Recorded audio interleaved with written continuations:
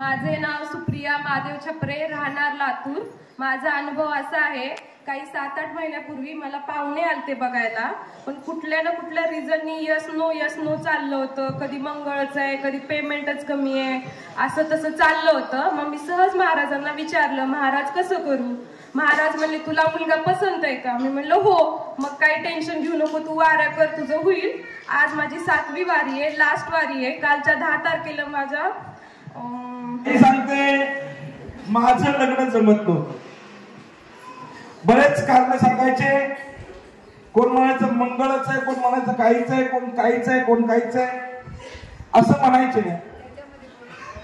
इथं आम्ही आशीर्वाद घेतला आणि आशीर्वाद घेतल्यानंतर तिलाही मुलगा आवडला आणि मुलालाही मुलगी आवडली। मी या विधी राजी तो क्या करेगा काजी।